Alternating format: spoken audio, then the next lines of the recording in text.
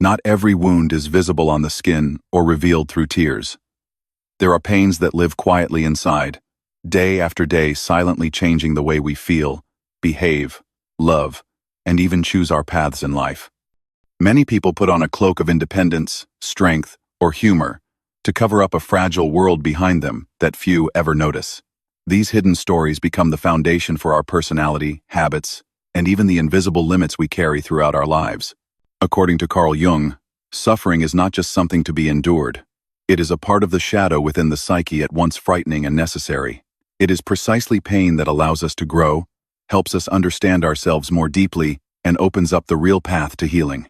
In this series, we will explore 13 distinct characteristics found in those who have gone through great suffering, explained through Jung's philosophy to illuminate both the shadowy corners and hidden strengths within. Every behavior carries a story behind it. Listen closely, practice empathy, and perhaps you will see yourself reflected somewhere along this journey. The meaning of suffering in Carl Jung's philosophy. In Carl Jung's philosophy, suffering is not simply a negative feeling to be avoided, but an indispensable part of the inner journey. Suffering, through Jung's lens, is a sign of transformation, a mysterious call from the subconscious toward profound changes in the soul. It is neither random nor merely unfortunate. It is a state that signals to the psyche that it is time to reflect, to pause, and to listen. When we are in pain, it means the mind is sending out signals that something needs to be adjusted, just as the body signals a wound that needs to be healed. Jung once emphasized, there is no coming to consciousness without pain. Suffering awakens those dark regions we usually overlook or bury in the whirlwind of daily life. Whenever we feel loss, hurt, or helplessness, people tend to suppress, deny, or ignore it at all costs. Yet, according to Jung, those wounds, if forgotten, do not disappear, but accumulate into a shadow deep within the psyche. This shadow quietly influences our emotions, behaviors, and even the way we see ourselves and the world. The shadow itself is not evil.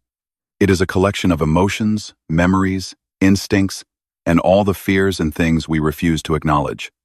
When psychological wounds are forgotten or denied, they do not simply lie dormant. Instead, they quietly influence our choices and relationships. These injuries, instead of fading away, will continue to repeat themselves in many forms. Inexplicable anxiety, overreactions, coldness, nameless anger, or a prolonged sense of emptiness. Jung once wrote, "Until you make the unconscious conscious, it will direct your life, and you will call it fate." This means that if we do not have enough courage to look back, to name, and to engage with our pain, that pain will control our lives, turning into behavioral patterns, invisible barriers, and limitations on each person's potential for authentic living. Suffering, from Jung's perspective, is the gateway to deeper self-awareness.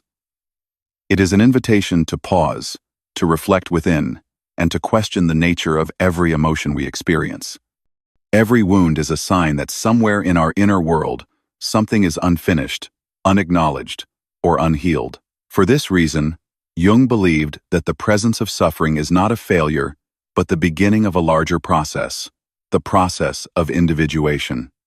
Individuation is the journey each person must take through the shadow, daring to confront the parts they have avoided, denied, or even regarded as bad or weak. It is not an easy path, for it requires a deep honesty with oneself, the courage to face fears, painful memories, obsessions, and even extinguished dreams. Jung emphasized that the most terrifying thing is to accept oneself completely. Suffering becomes the driving force that compels us to look at ourselves comprehensively, not only to see the light, but also the shadow. Not only to recognize strength, but also the cracks, the limitations, and what remains unfinished. Only when we dare to walk through our own darkness do we have a real chance to mature, and from there, develop the depth of our soul. Pain reminds us that no one is perfect, and that all attempts at perfection only create further fractures. The process of individuation is a rebirth, where every wound is acknowledged, every part of the ego is reconciled, and every forgotten memory is revisited with the light of consciousness. Maturity does not come from erasing pain, but from transforming it, turning suffering into understanding, compassion, and inner strength. When a person dares to touch the deepest, most uncomfortable feelings, dares to walk through the doors of fear, and dares to engage with the parts within themselves that seem unlovable, That is when the process of individuation truly begins. Suffering becomes the motivation for self-inquiry. Who am I behind this mask? What am I avoiding? Why do I react this way? How does this one deuce? What within me remains unaccepted? These questions, though they may be uncomfortable, are the very keys that open the inner treasure, release pent-up energy, and bring freedom to the soul. Jung once shared, "One does not become enlightened by imagining figures of light, but by making the darkness conscious. No one finds wholeness by denying the shadow.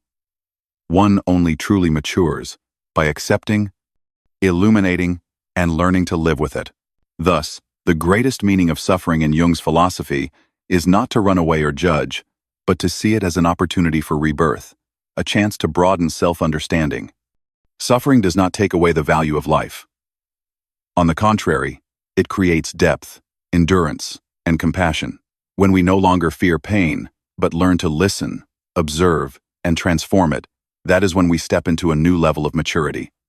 Suffering leads the way to individuation, helping each person realize they are not just a collection of wounds, but the one who holds the power to choose the next direction for their soul. It is precisely the courage to move through darkness, to touch old wounds, to engage with ancient fears, that opens a new space for freedom, creativity, and compassion as the greatest achievement that the process of individuation can bring. Have you ever wondered how your own silent wounds have shaped you? Have you ever noticed how that shadow quietly transforms into habits, emotions, or daily choices? If you or someone you love has experienced many losses, try asking yourself, what marks has that pain left on your personality? On the way you love? On the way you protect yourself? In the next section, we will take a closer look at 13 characteristics of those who have endured great suffering, to better recognize how this pain has been and is manifesting in everyday life. Join me on this path because understanding yourself is also the very first step toward healing. 13 characteristics of those who have endured deep suffering. 1. Hyper-independence as a suit of armor. Perhaps you have noticed that you are always the one carrying everything on your shoulders, never wanting to ask for help, even with the smallest things. In relationships, you often find yourself taking the lead, staying self-reliant, constantly trying to ensure no one has to worry about you. You avoid being a burden, limit sharing your true struggles, and frequently hide your exhaustion or vulnerability. Sometimes you only feel able to breathe freely when you are alone, or you sense that you must be stronger than usual just to avoid becoming a weight to anyone. That feeling carries both pride in your self-sufficiency and a quiet, aching loneliness. You become the pillar for others. Yet deep down you have no idea where to lean yourself. Many call this independence, but when it turns into hyper-independence, things have already gone much further. You do not simply want to be capable, you are almost afraid of depending on anyone or asking for support. You fear that dependence equals weakness, vulnerability, or even abandonment. Behind that strong facade of independence may lie painful memories of being dismissed, disappointed when counting on someone, or heartbroken when your trust was not returned. Gradually, you learn to hide every need, fix every problem alone, and feel safest only when no one knows you are struggling. Psychologically, hyper-independence is a protective mechanism rooted in past experiences of loss and insecurity. Sometimes it comes from a childhood where you were forced to grow up too early, with no one truly listening, protecting, or responding to your emotional needs. It may also come from relationships where you felt you could rely only on yourself, because every attempt to open up led to disappointment or hurt. So each time you tell yourself, "I don't want to bother anyone," you are actually building a wall around your heart, both to shield yourself from abandonment and to keep others from seeing your fragile inner world.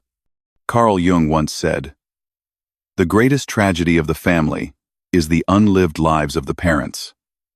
Memories of isolation, lack of emotional support, and unacknowledged pain can echo across generations, leading each of us to build our own invisible armor that thickens with every wound. Through Jung's lens, hyper-independence is a classic expression of the persona, a social mask we use to adapt, survive, and hide our true vulnerability. You appear strong to everyone, the person others believe they can depend on, the one who carries everything and never falls apart. Yet the longer you wear this mask, the greater the risk of losing real connection with yourself. The persona is not the true self. It is a construct shaped to meet social expectations and to prevent further harm. Jung emphasized, persona is only a mask of the collective psyche, a mask that feigns individuality, making others and oneself believe that one is individual, whereas one is simply acting a role through which the collective psyche speaks.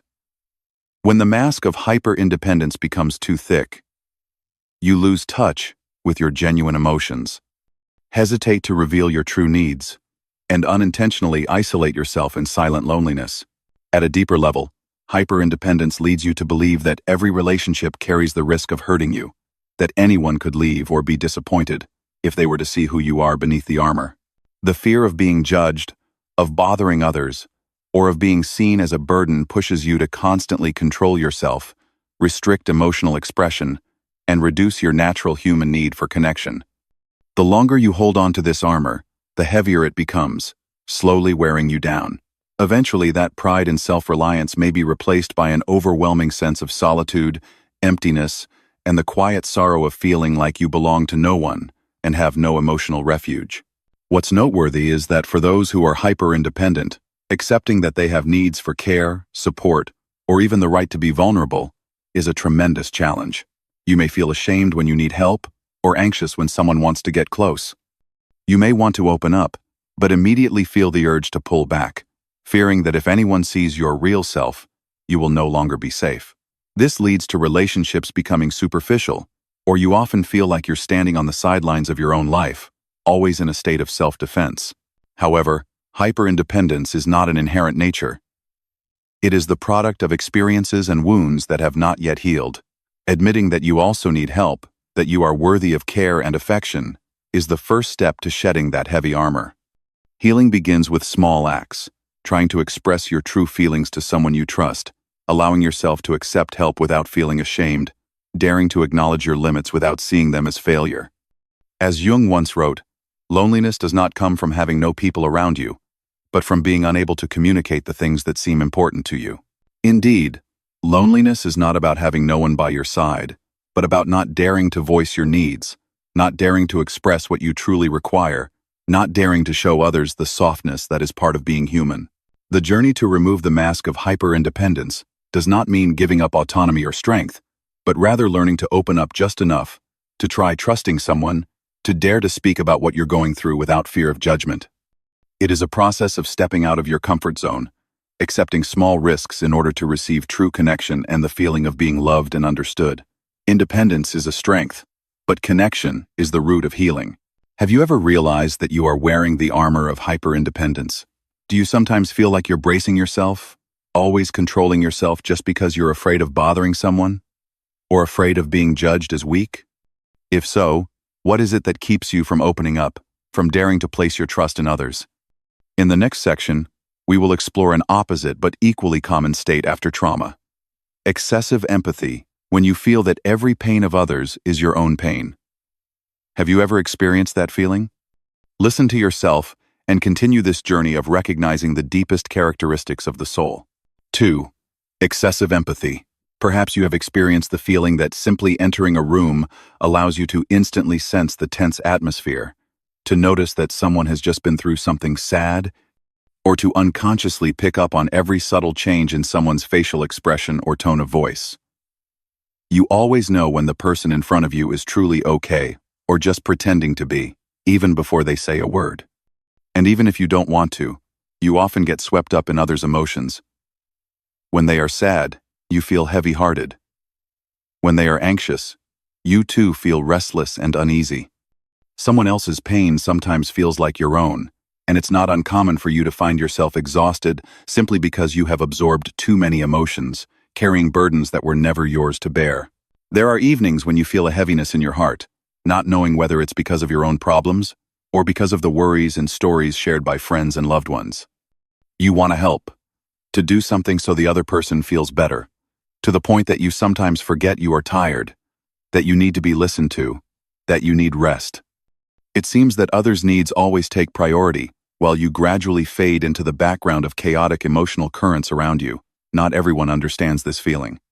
Many see you as someone profound, kind-hearted, even empathetic, but only you know how easily you are wounded by an overload of feelings and that you can't always control this emotional storm. At its root, excessive empathy often develops from childhood's lacking safety. Perhaps you grew up in an environment where people were quick to anger, or where the emotions of adults were unpredictable. In those circumstances, you were forced to scan every shift in mood to protect yourself. Over time, you developed an acute sensitivity to the smallest emotional changes around you. Becoming a sensitive sensor wasn't something you were born with, but something you learned as you read signals, detected warnings, and anticipated danger to adapt.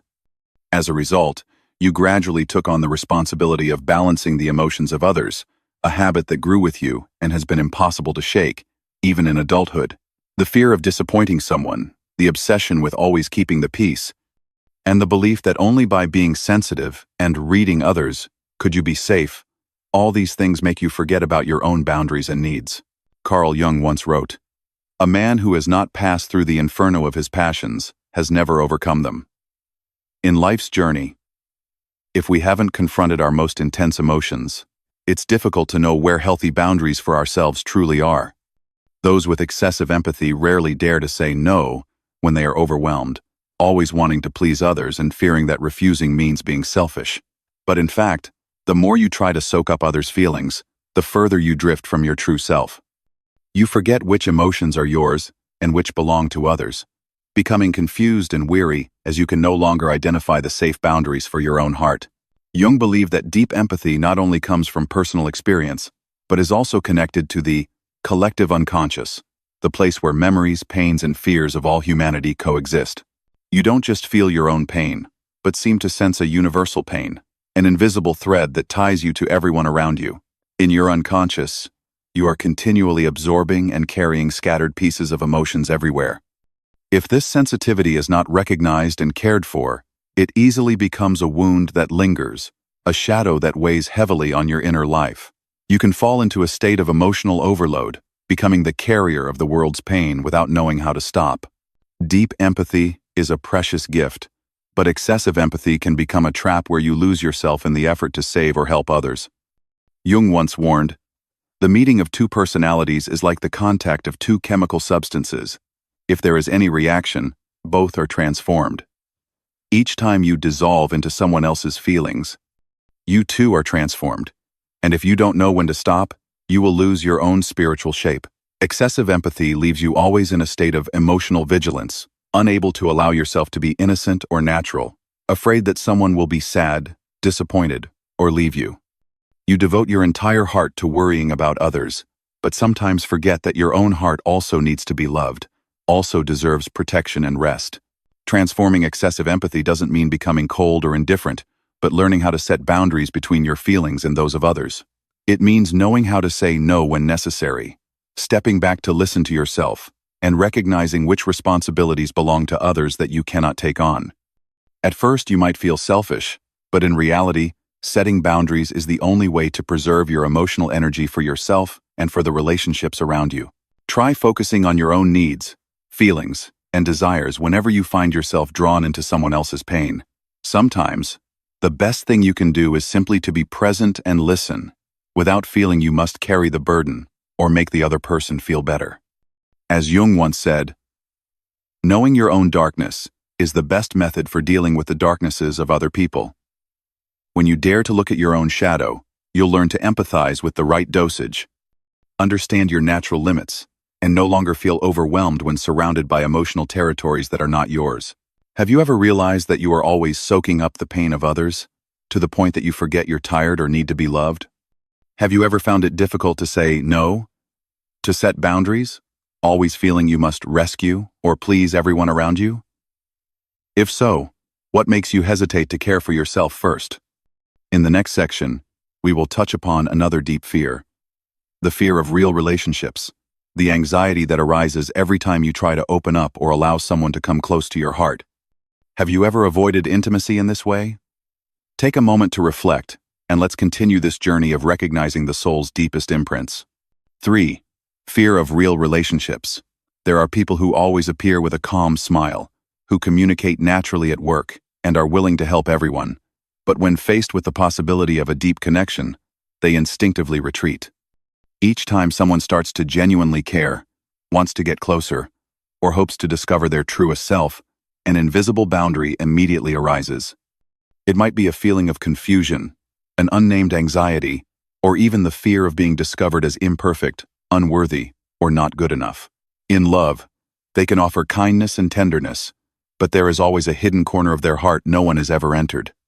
When the other person wants to go deeper, when the relationship requires full presence, old insecurities resurface, prompting them to avoid, keep their distance, or even leave before being hurt once again. This behavior is not innate indifference or coldness, but a defense mechanism formed from deep wounds. The fear of closeness stems from memories of betrayal, abandonment, or pain caused by those in whom they once placed their full trust. It could be early family relationships when adults were absent, inconsistent, or loved conditionally, or experiences in youth of friends turning their backs, lovers leaving, or someone betraying them at their most vulnerable. Sometimes, a single deep wound is enough to close the heart, and from then on, whenever a relationship reaches true intimacy, an inner alarm sounds. Be careful. Don't get too close.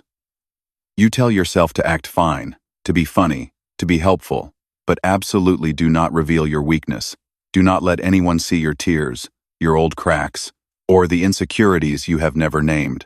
Behind this resilient mask lies the fear of being seen through. The fear that if someone truly understands you, they will not stay. This vigilance turns every relationship into a battle between the desire to be loved and the fear of being hurt. Bit by bit, you learn to keep secrets, say less about your real feelings, and prevent the relationship from reaching a place where you could be hurt. Sometimes you crave a hug, long to trust, want to share deeply, but old memories return like a mist, reminding you that love can also be a wound, and if you let others in, that pain could happen again. Carl Jung once observed, "The most terrifying thing is to accept oneself completely. Allowing others to truly see you, both your light and your wounds, is an immense challenge for those carrying the wounds of the inner child. That child still remembers what it felt like to be left behind, still remembers the moment they trusted someone only to receive indifference or even betrayal. Even though you've grown up, become independent in every way, when you face the threat of genuine closeness, that child speaks up, warning that no one is completely trustworthy, or it's better not to expect too much from anyone. So you withdraw, build walls, keep relationships at a safe distance friendly, but never letting anyone step into the deepest part of your soul. From Jung's perspective, this is a clear manifestation of unhealed shadow wounds. Repressed memories, disappointments that never received comfort, gradually become thick layers of defense surrounding the soul. I am not what happened to me. I am what I choose to become. Jung reminds us that we are not just the sum of our wounds, but can consciously choose our own path of growth. However, when the shadow of the past is still unilluminated, every new attempt at connection must pass through the fog of doubt, fear, and old pain. This is why those afraid of real relationships do not lack the desire to love. They are simply afraid that loving will bring more pain, that if they give their whole heart, there will be nothing left to protect them when everything falls apart once more. Transforming this fear cannot be done merely by reasoning with yourself or urging yourself to just open up. It is a slow journey, requiring you to spend real time facing your inner child, daring to touch old memories, and asking, when did I feel abandoned? When did I lose trust?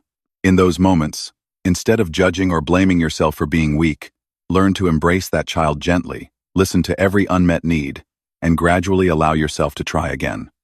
Start with the safest relationships, with those you know will not judge you in haste, will not force you to tell all your secrets, but will simply stay, listen, and patiently wait for you to open up in your own time.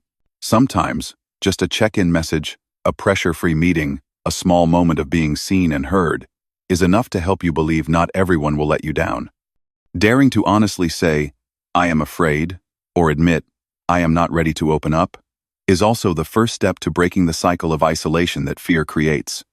Healing does not mean erasing the past, but learning to live with it, daring to give yourself the chance to experience love again with more caution, but also with greater hope. Your visions will become clear only when you can look into your own heart. who looks outside, dreams, who looks inside, awakes. When you dare to look deep within, you will truly awaken and allow yourself to be fully present in every relationship. Have you ever felt like you keep part of your heart back, unable to give it fully to anyone, even the one you love most? Have you ever left first? Or created distance, just out of fear of being hurt again? If so, what holds you back from letting others into your inner world? In the next section, we'll explore another contrasting side of the wounded soul. When the exterior is so strong that everyone thinks you're fine, but inside is a world that is fragile and easily overwhelmed. Have you ever worn such a mask of strength? If you have, keep going with us, for there is much more within you waiting to be seen and healed. 4. A strong exterior, fragile within. Have you ever realized that you are the person everyone comes to when they need a shoulder to lean on, advice, or steady comfort? You're always ready to listen, to help, to lift others' spirits, and everyone believes you are strong, rational, and in control of your emotions. Yet, behind those reassuring smiles and nods, there are times you just wish someone would truly ask how you are. When you long for a small corner to breathe, to let go, to cry, to admit that you are tired and vulnerable like anyone else. No one knows about those long sleepless nights filled with worry, the times you quietly hold back tears after a day spent supporting others, or the moments when you wish you could just disappear, but then tell yourself you have to get up, you have to be strong one more time. Strength becomes such a habit that you forget you too have the right to be soft, to lean on someone else, or simply to touch your own true emotions. In society, showing steadfastness, independence, and self-control is always seen as a positive standard. You learn to hide your fatigue, automatically encourage yourself to persevere, and be optimistic no matter what happens. Sometimes, encouragement from others such as, "Hang in there, things will pass," "You're so strong," or "You're okay, right?" turns into an invisible pressure that keeps you from letting yourself step back or ask for help. Afraid of being seen as weak, afraid of disappointing others, afraid that if someone sees you as not strong enough, they won't need you anymore, you gradually put on a perfect mask. You're always punctual, efficient, organized, rarely show negative emotions, and if you happen to cry or lose your temper once, you quickly retreat and act as if nothing happened. All this because you're afraid that, if your fragility is exposed, someone will see you differently, judge you, or leave you, as has happened somewhere in your past. According to Carl Jung, this is exactly when the ego strains itself to shield and confront the shadow, the weak, insecure, wounded parts you do not want to face. Ego is the shell we construct to survive, to fit in with social expectations and avoid being hurt again. The shadow is the feelings, thoughts, and memories rejected, repressed deep within the soul because we believe they should not be allowed to surface. In this state, you live in a constant tug of war, outwardly resilient, inwardly bearing wounds that have never healed. Jung once said, "Shame is a soul-eating emotion. When you continually deny your vulnerability, when you convince yourself that only strength is worthy, shame, guilt, and loneliness slowly gnaw at your soul. The tension between ego and shadow leaves you increasingly exhausted. You're tired of having to hold yourself together in every situation, of acting cheerful while your mind is in turmoil, of always being the problem solver, no matter the circumstances. Sometimes you feel people only come to you for help, but very few actually see or listen to the stories you've never shared. On quiet nights, you suddenly realize just how lonely you are, wishing someone would ask, "How are you today? Is there something that's made you tired?" Just to be listened to, without needing to explain or pretend to be okay anymore. This feeling is not just a passing weariness. When you're too used to being others' support, you forget how to receive help. No longer know how to share or express your true feelings. Over time, the gap between your strong image and your true inner self grows, creating immense internal pressure. Every form of addiction is bad, no matter whether the narcotic be alcohol, morphine, or idealism.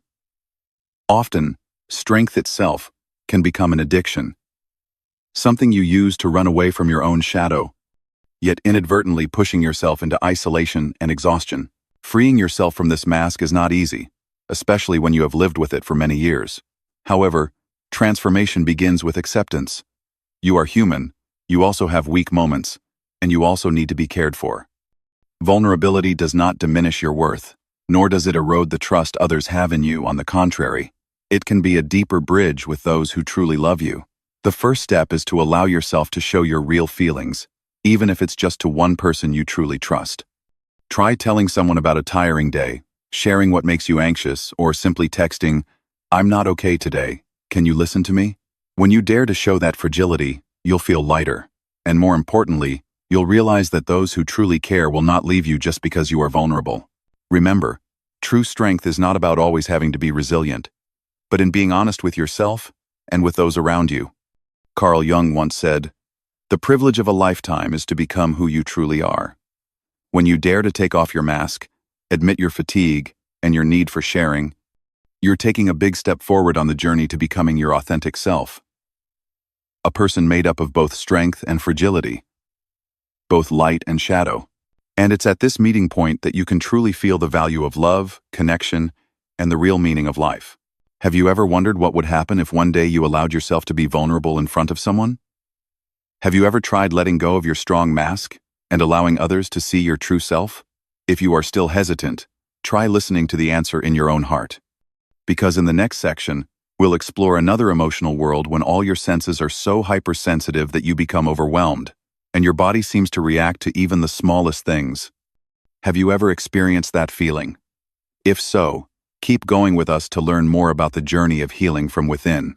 5. Sensory sensitivity. Not everyone can understand the urge to suddenly want to leave a room just because the music is too loud, the light is too bright, or the chatter echoes loudly through the space. There are days when simply stepping into a crowded place makes you feel as if the whole world is attacking your nerves. Your heart beats faster, your breath becomes shallow, your hands turn cold, and everything seems to move and sound at double the normal pace. Just one overwhelming scent or an unexpected noise can be enough to make you flustered, unable to concentrate, wanting to withdraw into a quiet corner, to retreat from the relentless waves of stimulation. You know you're not weak, much less difficult, but you simply cannot control your body's extreme sensitivity. This feeling both makes you feel different and often brings a deep exhaustion that very few people around you can truly understand. This sensitivity is not just about disliking noise or crowds, it's a true sense of overload, as if your body sends out alarm signals whenever your environment becomes too stimulating. You can notice every tiny detail: the ticking of a clock at night, the headlight piercing through the curtain, footsteps in the hallway, the scent someone leaves behind in the elevator. Sometimes, you have to pretend to be fine. Force a polite smile even when you just want to leave the party, meeting, or crowded office as soon as possible. You know that others mean no harm, but each time you have to brace yourself against these feelings, you become more tired and isolated. Few realize that sensory sensitivity often stems from having lived in environments full of change, insecurity, or instability. When you grow up in situations where danger, surprises, or conflicts can happen at any moment, your nervous system adapts to be on high alert at all times. You learn to listen for the smallest sounds, quickly notice every signal, catch any change in your environment so you can respond in time. This becomes a habit, a survival reflex deeply engraved into your body and mind. And even when you are now safe, grown, and far from those old upheavals, your nervous system still cannot fully relax. You remain sharp, you still scan every detail, always ready for the possibility that something might go wrong. Carl Jung once wrote, "The body is the visible soul, and the soul is the invisible body. What the body feels, endures, and reacts to is not simply biology, but a mirror reflecting the inner world, especially those emotional memories never released. The body stores every experience, every emotion, every fear and recollection, even when the mind has chosen to forget. That's why sometimes this sensitivity is the quiet voice of the parts of you that have never been touched, an old memory sending signals, the shadow of days spent bracing yourself for survival. You're not only sensitive to sound, light, space, but also to shifts in other people's emotional states. Every vibration imprints itself on your skin, your heart, your breath. While this sensitivity may help you become more delicate, deep, and attuned to the world, if you don't know how to care for it, it can drain your energy, make it difficult to fit in, and gradually push you to withdraw. Sometimes you have to turn down social gatherings, stay away from new environments, or you just can't focus at work because the space is too noisy. You feel out of place, afraid of being seen as odd or distant. But the more you try to adapt, the more your body's fatigue cannot be fooled. The more you suppress or endure, the louder your body speaks, until real exhaustion forces you to stop. Transforming this sensitivity does not mean denying it or trying to fix yourself to become numb, but learning to listen, recognize, and respect your own boundaries. It's about practicing grounding, connecting with the present moment through your breath, your skin, every small movement. You observe every signal your body sends, know when to stop if you're overloaded, allow yourself to rest, and stay away from unsuitable spaces instead of forcing yourself to fit in at all costs. You also learn to intentionally arrange your environment, choose relationships, work, or activities that help you feel safer and lighter. The shoe that fits one person pinches another. There is no recipe for living that suits all cases. Sometimes, what you need is not to change yourself to fit others, but to realize which way of living suits you best, respect your natural limits, and prioritize your own emotional safety. If one day you find yourself easily tired, overly sensitive, or always needing more time to recover after social activities, ask yourself, what is my body trying to say? Is there something not yet understood or allowed to rest long enough? Are you pushing yourself beyond your natural limits just to meet others' expectations? In the next section, we'll talk about another very familiar response for those who have been through much upheaval. The obsessive need for control, when you always have to plan, prepare, and manage every situation to avoid being caught off guard again. Have you ever fallen into that state? Try listening and being present with yourself in every moment, because your body is always the most loyal companion of your soul. 6. The obsessive need for control. Everything must be clear. You find yourself always planning every detail in advance, preparing for every possible contingency, and only feeling at ease when you know exactly what will happen next. Even the smallest surprise can easily cause your mind to become tense, your heart to race, and your thoughts to spin as if a new threat has just appeared. Before agreeing to take part in any activity, you think through a series of scenarios, asking yourself, what if, and quietly figuring out ways to prevent risks. You make to-do lists, reorganize everything into its proper place, try to control the pace of your life, your schedule, your own emotions, and even the situations around you. To others, you appear careful, responsible, and never forget anything. But deep down, all these efforts at control stem from an anxiety that has never gone away. The fear that if things slip out of your hands, you'll once again be lost in chaos, helplessness, and pain as you once experienced before. This is not just a habit of organization or a normal need for order. It is a defensive reaction built from experiences of lost control, times when all your efforts were not enough to keep yourself safe. Perhaps you once had to cope on your own in an unstable environment, or you've experienced moments when everything good could fall apart in the blink of an eye. You learned that uncertainty always holds risk, that being proactive and in control is the only way not to fall into helplessness. But the more you try to hold on to everything, the more you fear letting go, the easier it is to feel exhausted and anxious in the face of life's unpredictability. Carl Jung once wrote, "What you resist persists." The harder you try to suppress your fears, the more you deny the possibility of the unexpected, the tighter those obsessions cling to your mind. Ego, the conscious part of each person, acts as a strict manager, constantly blocking any anxious feelings from the shadow, firmly insisting on control and ordering. No mistakes allowed. There's no room for randomness. But in reality, the harder you try to control, the more you separate yourself from the natural flow of life, suffocating your flexibility, creativity, and even your inner peace.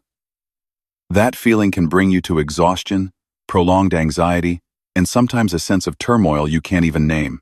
Every time something doesn't go according to plan, it's easy to become panicked, irritable, even fall into a cycle of blaming yourself. Transforming this obsessive need for control is a journey of learning to let go, bit by bit. You don't have to throw away every plan, but try just once to let things unfold naturally, to allow the magic of uncertainty into your day. Practice deep breathing. Listen to the beat of your heart when anxiety rises. Notice the urge to control and gently remind yourself that things don't always need to be perfect to work. Try identifying situations where you can relax. Allow for a meeting with no expectations, Allow yourself to make mistakes. Allow your emotions to have a voice instead of suppressing them. As Jung once said, the greatest and most important problems of life are all fundamentally insolvable. They can never be solved, but only outgrown. When you dare to step out of your comfort zone of control, you'll realize that true strength lies not in controlling everything, but in your ability to adapt, accept, and grow from what you cannot control. Have you ever noticed moments when you're clinging tightly to everything, afraid to let go even a little? Have you ever tried relaxing and letting things happen naturally? And how did that feel? If you still find yourself torn between control and letting go, ask yourself what truly keeps you from being ready to accept uncertainty. In the next section, we'll explore another profound response. When pent-up exhaustion brings you to the desire to withdraw, seeking silence as a safe place of refuge. Have you ever found yourself just wanting to go quiet amidst all the noise, withdrawing from relationships and the world around you? If so, keep listening to yourself on this journey. 7. Seeking silence. Withdrawing within. Silence is not just the space between sounds, but a special place where the soul can breathe and heal itself. When the waves of chaos have passed, when stress has pushed you to your limits, retreating into a quiet corner becomes an instinct for self-protection and recovery. You find yourself needing more alone time, a quiet space to reconnect with the steady beat of inner peace, so easily drowned out by the noisy, constantly demanding pace of life. Distancing yourself from crowds, refusing relationships that are too loud, is not a sign of coldness, but an effort to restore energy after your mind and emotions have been worn thin. It's when you allow yourself to close off, to listen to the deep whispers inside, to gather the fragments and heal piece by piece, with no need for anyone to witness. Carl Jung once wrote, "In all chaos there is a cosmos, in all disorder a secret order. For a soul that has experienced much upheaval, silence is not merely a withdrawal but a realm of transformation, a place where the self can recover, be reborn, and prepare for the next chapters of life." That quiet space helps you distinguish between true feelings, others' expectations, and those longings that have patiently awaited their turn to be voiced. In silence, you learn to value yourself, not for the roles you play before the world, but for your intrinsic worth, which needs no outside confirmation. However, silence also needs balance. Once you have felt enough healing, you may try reconnecting, stepping out of your small comfort zone to seek genuine interactions with the world outside. Solitude is not given to us, it is made by us. Each moment you treasure your private space is a step back to yourself. But when you are ready, opening the door for others to come in is also how the soul continues to grow. Do you feel you need more and more personal space, quiet afternoons, moments with nothing but your own breath and thoughts? Does your withdrawal bring you peace, or does it sometimes make you drift too far from real connection? In the next section, we'll explore why so many hearts that have suffered hurt become closed, always cautious and guarded against any kind of closeness. Have you ever felt like you're building walls around your emotions? If so, let's discover more together in this next part of the journey. 8. A closed and guarded heart. When the heart has been hurt many times, the instinct to protect gradually becomes an invisible suit of armor. You may still laugh and talk, still take part in social relationships, but the truest things in your heart are always carefully hidden away. The vigilance never truly sleeps, not even in seemingly harmless conversations, or in the arms of those closest to you. Each experience of being abandoned, each broken promise, each time you've been hurt quietly, adds another layer of defense, because deep inside, the fear of being wounded rises again whenever someone tries to come too close. Sometimes you don't even realize how tightly you've shut your feelings. You just know that every time you try to open up, you automatically hesitate, questioning whether you are truly safe. Carl Jung once wrote, "Until you make the unconscious conscious, it will direct your life, and you will call it fate." Old wounds, if left unrecognized and unhealed, will continue to shape your choices. A closed heart is not simply a rational decision, but a way your soul protects itself from unpredictable waves of emotion. Yet at the same time, that tightly shut door also keeps out new opportunities for connection, causing you to miss out on the gentleness and sharing that could have been so close. Learning to recognize and have a conversation with the fears within is the first step toward gradually opening your heart. When you understand that being guarded is no longer your only lifeline, you'll realize that tenderness and safety can also be built from genuine connection. Your visions will become clear only when you can look into your own heart. Have you ever tried to look back at the walls you've built around your emotions? What is it that still makes you cautious and keeps your distance? In the next section, we'll touch on another driving force, the sense of justice forged from pain, why, after being hurt, many people become more sensitive and determined than ever to confront injustice.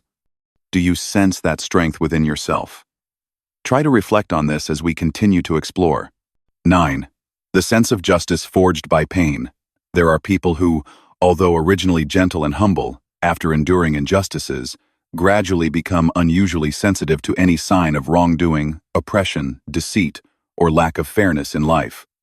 They cannot ignore seeing the weak being bullied, cannot remain silent when witnessing lies, pretense, or cruel behavior.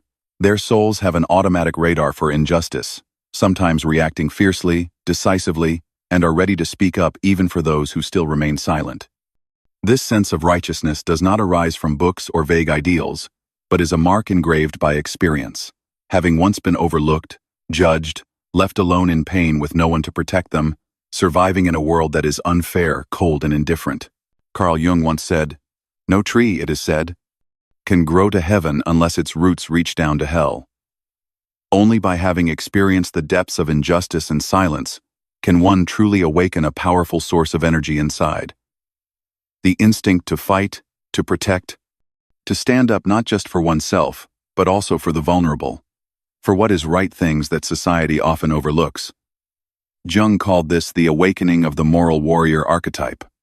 What was once a painful shadow is transformed into clear strength, empowering a person to refuse to tolerate, to refuse to accept injustice ever again. When the moral warrior appears, you can no longer stand to see others being insulted, coerced, or threatened. You feel your heart boil when witnessing injustice, and sometimes you are the one to start conversations about truth, about compassion, about ethics. This sensitivity to unfairness might make you hard to please, difficult to compromise, but this very strength draws clear boundaries between right and wrong, not allowing yourself or others to be trampled. However, it can also lead you to become tense, quick to anger, and hard to find peace because life is never truly fair. If you're not careful, the sword of justice within you may not only cut down injustice but might also hurt those who innocently come close. Jung emphasized, "Even a happy life cannot be without a measure of darkness," and the word happy would lose its meaning if it were not balanced by sadness. The power born from pain only becomes a true quality when you know how to combine determination with softness, when you know when to speak up but also when to listen, when to protect justice while preserving a sense of kindness for yourself as well. The journey of the moral warrior is not about becoming invincible, but about learning when to lower the sword, to pause before uprightness turns into extremism, and to choose compassion as the foundation of true justice. Have you ever felt uneasy, unable to rest in the face of some injustice, even if it didn't directly involve you? Have you noticed yourself becoming more assertive, even rigid, after being hurt? And can you recognize those emotions as signs of the moral warrior awakening within? In the next section, we'll continue to delve into another very special ability, emotional radar. When you're not only sensitive to injustice, but can also see the silent pain in others that no one talks about. Have you ever experienced this? Let's explore it together. 10. Emotional radar. The ability to see the pain of others. There are people who, upon entering a room, seem to instantly sense a strange atmosphere, a sad look, a forced smile, or the quickened breathing of someone nearby. They don't need lengthy explanations or stories to realize that inside someone there is something left unsaid, a sadness, anxiety, or wound trying to be hidden. This special sensitivity doesn't just appear out of nowhere. It's often the result of having lived through those very emotional experiences. When you have felt pain, have quietly endured, have known what it is to feel lonely in a crowd, you become adept at noticing similar signs in others. The meeting of two personalities is like the contact of two chemical substances. If there is any reaction, both are transformed. Jung believed that touching each other's pain is not merely empathy, but a profound resonance capable of changing both parties. The more you reconcile with, understand, and accept your own shadow, the more finely attuned you become to the feelings of others. This is the state that Jung referred to as harmony with the collective unconscious, the layer that connects all experiences, all shared sorrows of humanity. You become someone who listens not only with your ears, but with intuition, with your eyes, with the tiniest vibrations of emotional energy. Such people are often a safe haven for friends and loved ones. They know how to ask the right questions, how to remain silent at just the right moment, and never force anyone to expose their entire heart. Sometimes, just a glance, a simple word of encouragement, can bring a sense of understanding and connection, something many long for, but so rarely truly receive. However, the ability to read the pain of others is a double-edged sword. Without self-protection, you can end up carrying the world's sorrows, falling into exhaustion, invisible pressure, or excessive empathy. To transform this emotional strength, Jung encouraged each person to be both present and aware of their own boundaries. Loneliness does not come from having no people around you, but from being unable to communicate the things that seem important to you. Allow yourself to listen and empathize, but also dare to set limits. Don't turn yourself into a vessel for everyone else's pain. Balancing compassion with self-care helps you remain resilient, able to continue walking alongside others without losing yourself. Have you ever felt heavy-hearted just from catching a fleeting sadness in someone's eyes? Or have you ever wanted to help someone but feared you didn't have the capacity to take on any more wounds besides your own? If so, do you know how to protect your boundaries when you become a safe haven for others? In the next section, we'll explore another silent fear: the fear of becoming a burden. Even when you need love most, you hesitate and always try to be as light as possible. Have you ever experienced this? Let's find out together. 11. The fear of becoming a burden. One of the deepest fears of those who have endured much pain is the fear of becoming a burden to others. You may find it very difficult to ask for help, hesitate to reach out for support, or sometimes even feel guilty simply because you have needs or emotions. In those moments when you need to share, you tell yourself, "Maybe I shouldn't bother anyone," or you quietly withdraw, trying to handle everything on your own just because you're afraid of making someone tired, annoyed, or disappointed. This instinct often appears very early when you grow up in an environment where personal feelings are dismissed. Every time you're sad, every time you cry, or need to be heard, there's no response or even reproach. Or perhaps you had to shoulder far too much responsibility for your age, gradually developing the belief that you are only accepted if you demand nothing, never bother anyone, never show weakness. Carl Jung once wrote, "The most terrifying thing is to accept oneself completely." Those who carry the fear of being a burden often develop a very strict part of their shadow: self-judgment, denying their own needs, always trying to be as light, invisible, and easy as possible in every relationship. You are afraid that if you express too many feelings, ask for too much help, you'll be rejected, judged, or abandoned. Over time, you may even feel guilty for your very existence, as if you need to ask permission to breathe, to need, to feel tired, never allowing yourself to be the one prioritized. This fear permeates every behavior, every word, and even the important choices in your life, holding you back, stopping you from speaking up, from taking up space in anyone's heart. But it is exactly when you dare to face this fear that you realize everyone deserves to be loved, to ask for help, to have their own needs without feeling guilty. Asking someone to listen, asking someone to be there when you are vulnerable does not make you a burden. It is a perfectly natural part of being human. Transformation begins when you open your heart to yourself, when you are gentler with yourself each time emotion arises, when you dare to ask for help, when you allow yourself to admit, "Today I need someone," and there's nothing wrong with that. True connection only appears when you let yourself be fully who you are, strong and fragile, giving and receiving in equal measure. Have you ever blamed yourself just for needing someone? Have you ever hesitated to ask for help, or forced yourself to carry on just to avoid bothering others? If so, try to loosen up a bit and ask yourself what your true needs are and how you can get closer to love and acceptance from those you care about. The next part will open up another aspect of growing after pain when, after loss, you are able to sense and cherish every small thing in life, with the deepest appreciation. Have you ever been moved by a simple moment? Let's continue together. 12. The ability to appreciate the little things. There is a special capacity that arises in those who have been through loss. The ability to be deeply moved by the simple, small things that they might once have taken for granted. A gentle morning, a warm cup of coffee in hand, sunlight shining through the window, a simple, caring question from a loved one, or the laughter of someone dear all become precious, a quiet source of life that helps the heart find peace again amidst a changing world.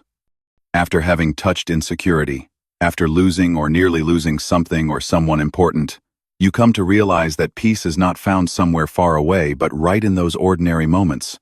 Carl Jung once wrote, "The least of things with a meaning is worth more in life than the greatest of things without it." The maturation of the sage archetype does not come from loud, grand experiences, but from the ability to sit down, to look, to listen, and to feel the world with eyes that have come to understand the value of every breath, every minute. Those who have suffered much become humble, gentle, and learn to slow down, to savor the peace found in the simplest of things. They no longer chase after dazzling values, nor are they easily swept away by superficial allure. For them, a day without storms, a family meal, a breezy afternoon, or a chance to speak honestly, all of this is enough to call happiness.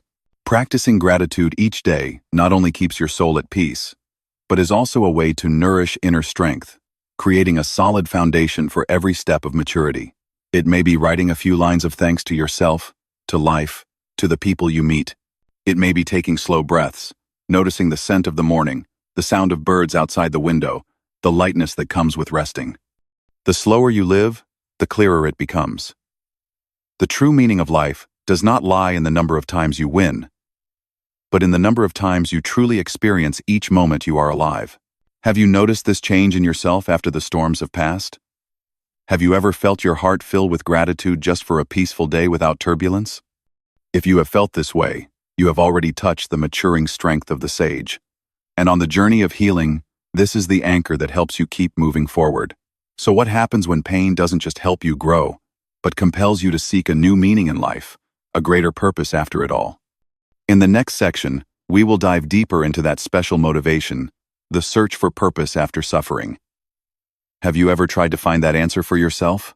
13. Seeking purpose after suffering. One of the most subtle movements of the soul after being wounded is the longing to find meaning in the pain you have endured. Many people, after surviving precarious days, no longer accept being forever victims of fate. Instead, they begin to ask themselves, how can everything I've been through not become meaningless? What is the reason for me to keep going? For my old wounds to become a source of value in this life?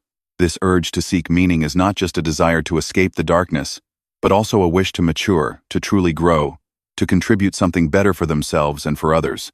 Carl Jung once wrote, "The privilege of a lifetime is to become who you truly are, and it is precisely by moving through suffering that one has the chance to reach the highest stage of the individuation journey, transforming challenges into growth, turning loss into maturity, turning wounds into reasons to rise and create new value.